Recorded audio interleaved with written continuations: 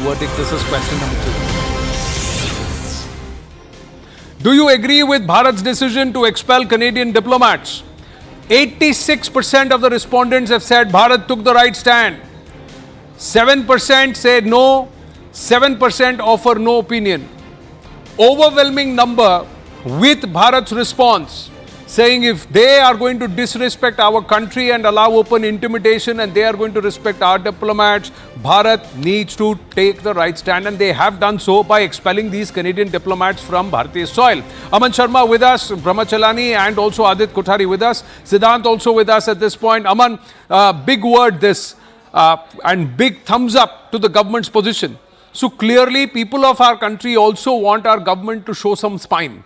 Absolutely, Anand. And the way the Canadian authorities acted in this particular manner, making our ambassador there and some diplomats people of interest, they wanted to probe them, they wanted to investigate them without even furnishing the evidence on which they were going to investigate or probe them. I think what our survey is also showing, and what many people have said in the survey, that India was absolutely correct in expelling the Canadian diplomats from our soil, because Anand, because the evidence that India has presented to Canada over the last 1 year, the number of extradition requests which have been pending with Canada have not been acted upon. Pro-Khalistani activities which are happening in Canada, virtually unchecked. India has been complaining about that over the last couple of years at least, but there has been no action against them. And now when Canada acted in the manner they acted, our survey is also showing India was absolutely correct in expelling the Canadian diplomats, because the diplomatic relationship between both the countries has sunk to a never before low. Respect begets respect. Disrespect will be met with disrespect. And you try and raise a finger, point a finger at us, we will show you how to pack a punch. Siddhant Mishra, big thumbs up for the MEA and the government from the viewers and the respondents of the News 18 Pulse survey. Yes, that's right, Anand. And in fact, the people of India are watching these developments very, very carefully, Anand. And in fact, they are also hearing both sides. They are also understanding with the political motives of Mr. Trudeau, Anand.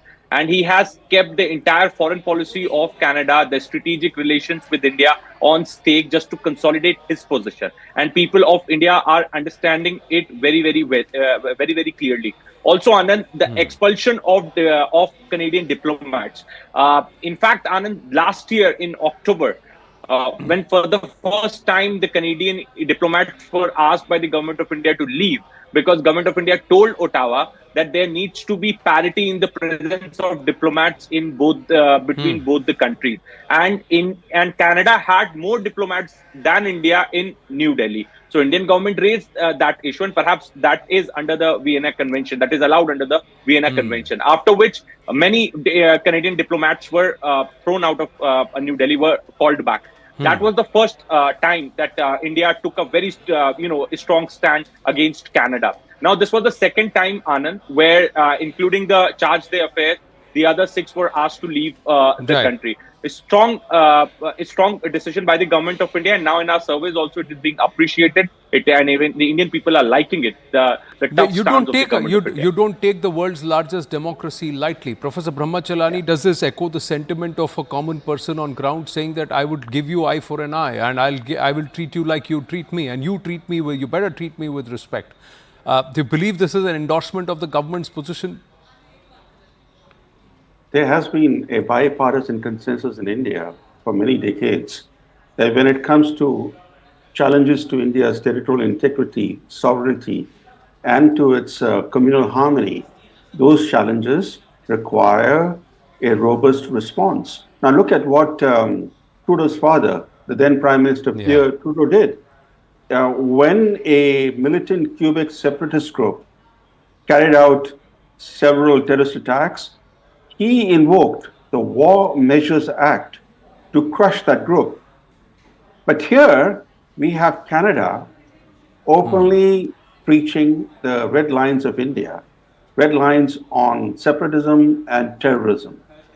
But to some extent, Anand, we are to blame. That is India. After all, the problem that we are confronting today is not a new problem. It goes back to the time when Pierre Trudeau was the Prime Minister. He permitted Khalistan militancy to thrive in Canada. He helped turn Canada into a hub hub for terrorism and terror financing, which is why we had the twin bombings of the twin Air India bombings. Two separate jetliners of Air India were bombed in 1985. One bombing misfired, killing two baggage handlers, but the other bombing killed all passengers on board that aircraft. We let Canada off the hook over the bombing of Flight 182, Correct. In which 329 people were killed, which resulted in Canada not instituting a commission of inquiry into that bombing for 21 long years. 21 long years.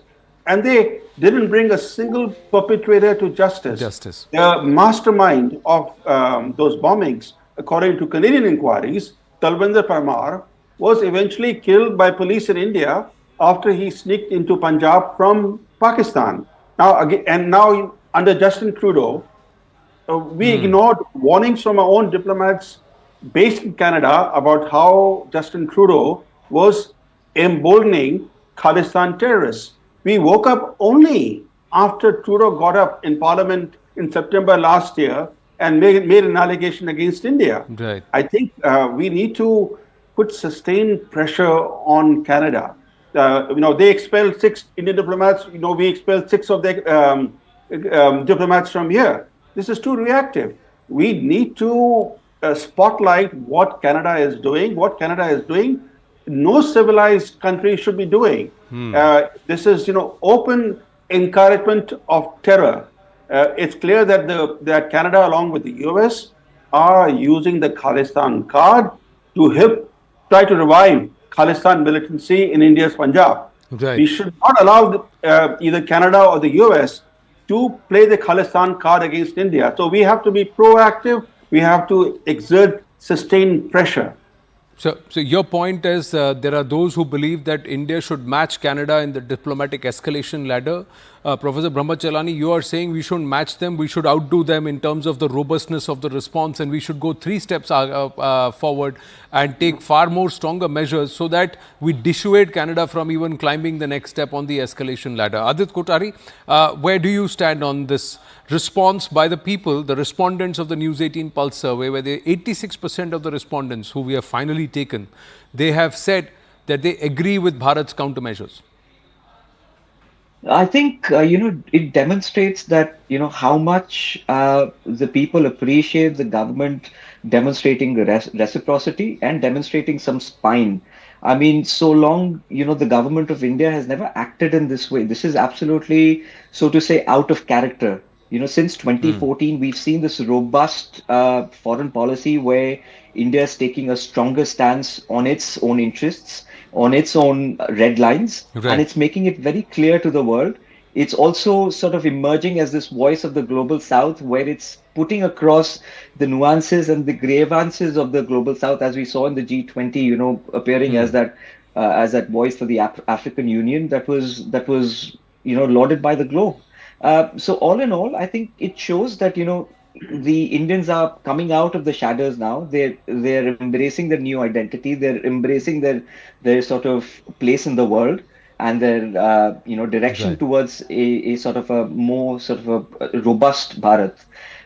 All in all, but it also points out towards that Western hypocrisy, the double standards that have long harbored. I mean, I live in England, for instance, and we all know that the Khalistan movement was basically propagated and initiated in England itself. The first Khalistan house was in England.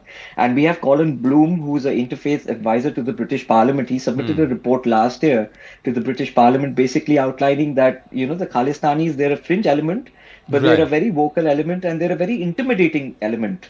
So if the government does not discourage them or does not have sort of ways to ensure that they do not sort of take civil society at large at ransom, at hostage, then they will basically become a problem for the larger civil society. So there are voices now, even in the West, who are waking up to the menace of importing subcontinental politics for their own political benefits and using it as carrot and stick. We have to also India. appreciate that these elements cannot do it unless they've been propped up. So is there a tacit state backing? Is Canada now the puppet in the hands of the American deep state, like Pakistan was here? Many are saying that Canada is fast turning into the Pakistan of the West.